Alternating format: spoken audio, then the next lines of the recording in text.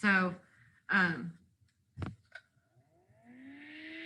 the idea is that I don't know how much we're going to be able to get through because since you haven't read the book,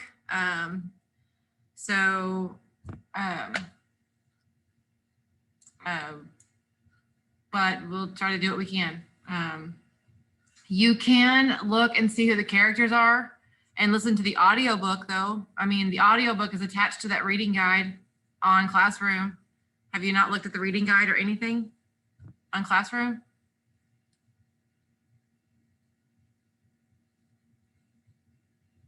Okay, so the audiobook is on there. So you could listen to the audiobook even if you don't have the book.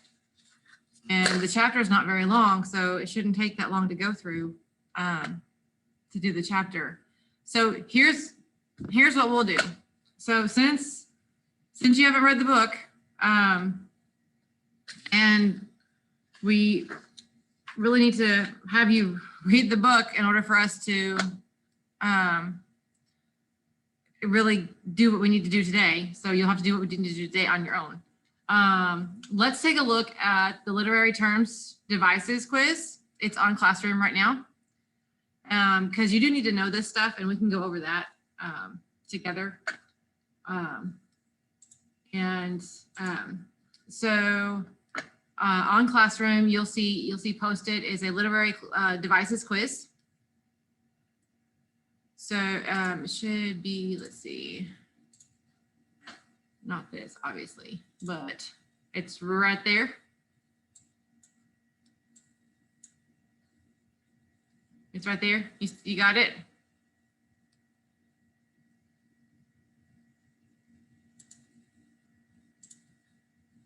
It should make it, when you click on it, it should make you make a copy of it. So just take a couple minutes and fill it out. It's not graded. It's just for you to see like what you know and what you don't know. And we're going to go over it together. So just do it really quick. So, and see like where you're at on it. And then we're going to go over the answers here in just a minute. Okay. So I'll give you like 3 minutes or so to take a look at it, to answer those. Is it up on yours? Short. Okay. Let's take a look at what we got here. Let me go back to our screen. Okay, can you see my PowerPoint? Can you see my slides? Okay, so let's see. So what do you think? Let's see, where's my, I wish I would have printed out a copy of the quiz. Okay. So all literary devices are blank, languages that help an author or speaker achieve a particular purpose, literary devices or for nonfiction. So what do you think that is? Which one do you think that is? Just say yes. Rhetorical devices. You are absolutely right. You're absolutely right. Okay. And then what about number 2, a time and place in which an event happens? Time and place setting. Very good. And number 3, the words and phrases appealing to the 5 senses. What is that one? Imagery. Very good. Very good. So we have our first 3 here. So rhetorical device, language that helps an author or speaker achieve the particular purpose. Yes. And the time and place in which something happens, and imagery. Okay, so that's 1, 2, and 3. 1, 2, and 3. All right. So let's see here. What about number 4, the reason behind a person's specific action or behavior? The person's action behind, or the person's reason, a reason behind a person's specific action or behavior. Okay, so you say motivation. Okay. What about number 5? A writer or speaker's attitude toward a subject. Hi, Sydney. We're going over the literary quiz that I have posted on Classroom. It's not for a grade. It's just so that I know that you guys know what literary devices are. So number 5, the writer's or speaker's attitude toward a subject, character, or audience conveyed through diction, imagery, figurative language, and details. What is that one? Tone. Tone. Very good. Number 6, a particular attitude or lens through which the readers observe characters, people, or events. What is that?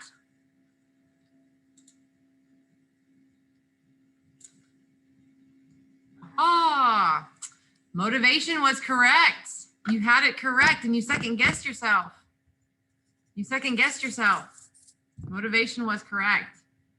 So you questioned yourself. You had a big question mark, and that's why I didn't want to give you the answer, because you were like questioning yourself. So you had it correct, and then you changed your answer, and I wasn't going to say anything.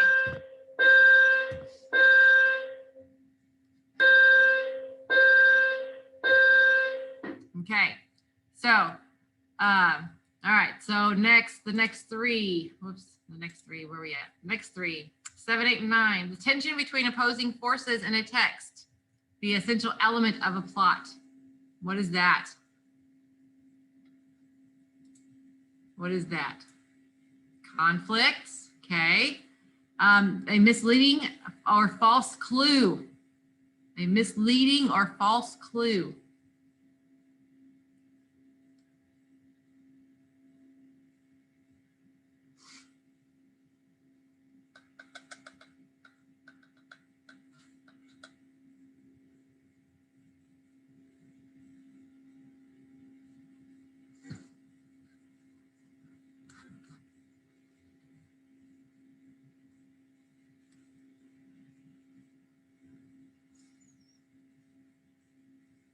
Okay, we got red herring. And then what about the perspective from which a narrative is told? Who is telling the story? First person narrator, omniscient character, etc. The perspective of who is telling the story.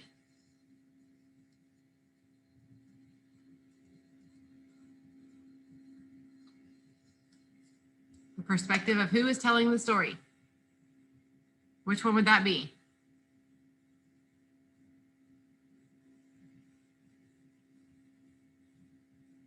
Point of view, that is correct, Sydney. That is correct. So here we go. Conflict, red herring, and point of view. You guys are right. There you go. Very, very good. You guys know what you're doing. All right. So let's go to our next one. Our next three. Contradictory statements are situations that reveal a reality that is different from what appears to be true. Contradictory statements that are situations that reveal a reality that is different from what appears to be true.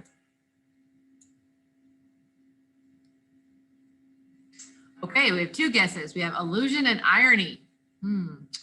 Allusion and irony. Okay, so we'll find that out here in a minute. A reference to something in history, literature, or culture. One of those is correct. A reference to something in history, literature, or culture.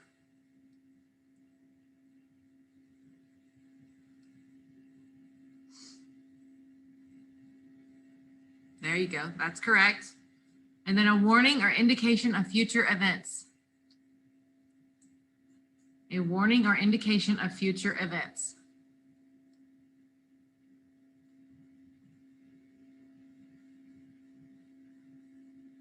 It's the only one left up there that we haven't used.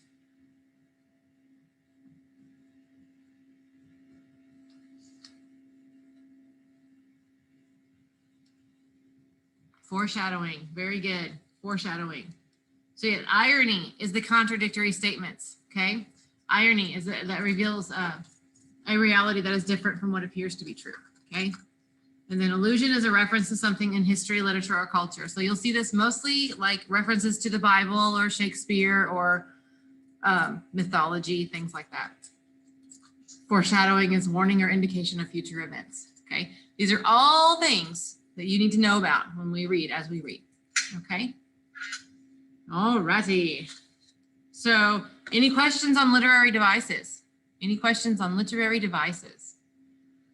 All right. So we're good. Fantastic. All right. So, like I said, it's kind of hard. Sydney, did you read chapter 1?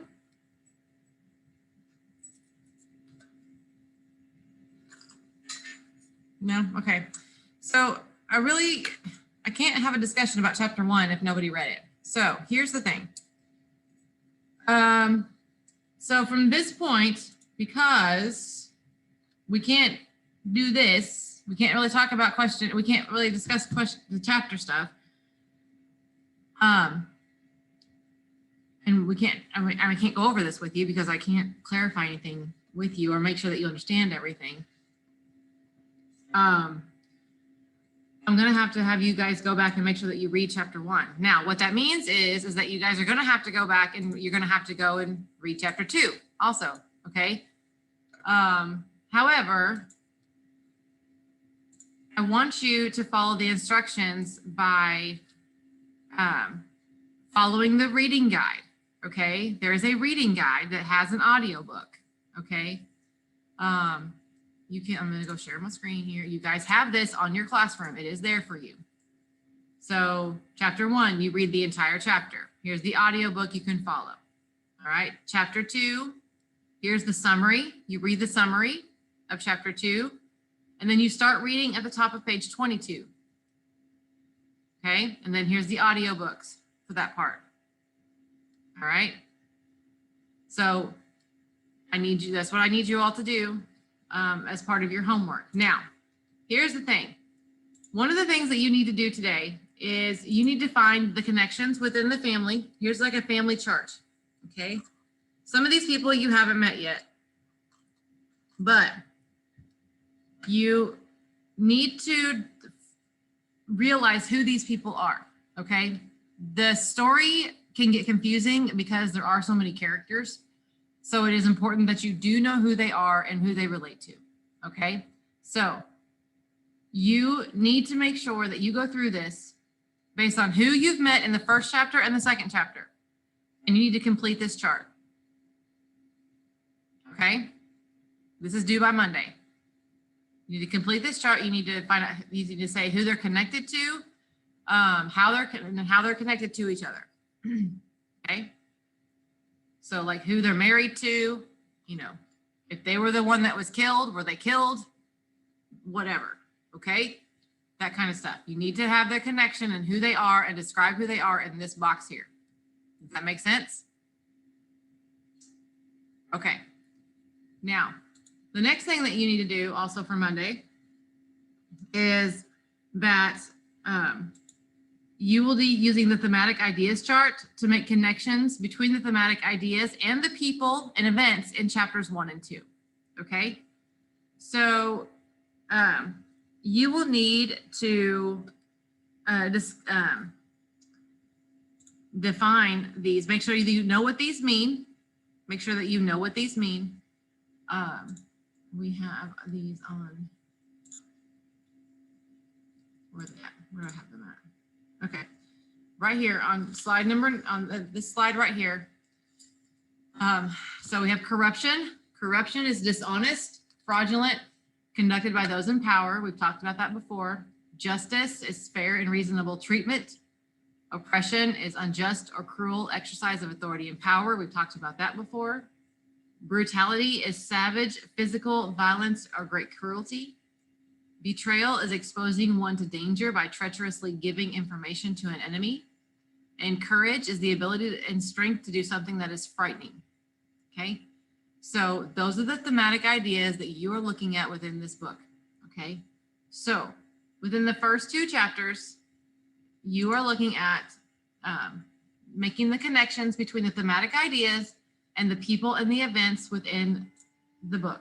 Okay, so you're going to mark the chapter, and then you're going to connect people and ideas to each one of these themes, if you can find them. Okay. Does that make sense? So how are these people connected? So how is someone connected to corruption? How is someone connected to oppression, brutality? That'll be pretty easy for the person that was murdered. So, you know, things like that. Okay. But go by, you'll find more than one of these in each chapter connected to different characters. Okay, it's always good to give proof and ideas and things to back you up.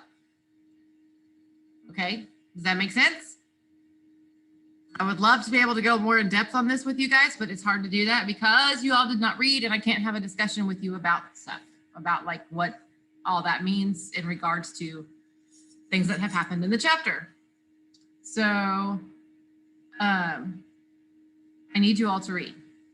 I need you all to read this book. If you don't have the book yet, listen to the audio book that is attached. Read the summaries and listen to the audio book.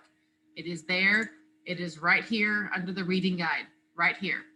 Reading guide. Right there. Okay. All right. So any questions? Any questions about what the expectations are for today, for Monday, or for, I guess, Tuesday when we have class again? Okay. All right, guys. Well, that is all that I have because I can't do a whole lot more without actually talking about the book itself and what's happened but I can't do that because y'all haven't read. So please get caught up. Please read so that we can have a discussion and we can talk about stuff some more. And then on Tuesday, hopefully we can talk a little bit more about the book and stuff like that. And I will keep on working and trying to figure out how we're getting that book to you, Bree, and then just do the audio book for now while you can. Okay. All right. I have office hours this afternoon from 1 to 2 if you all need anything. Okay, well then let her know so that she can get that out to you because she can come out. You know, you just need to send her an email back as soon as possible so we can get that to. Oh, you did. Okay, you told her yesterday. Okay. So, all right. So anyway, just let me know if you guys have any questions, and I have office hours this afternoon from 1 to 2. So jump on if you need anything, and I will talk to you all later. Okay. Have a good weekend. Bye.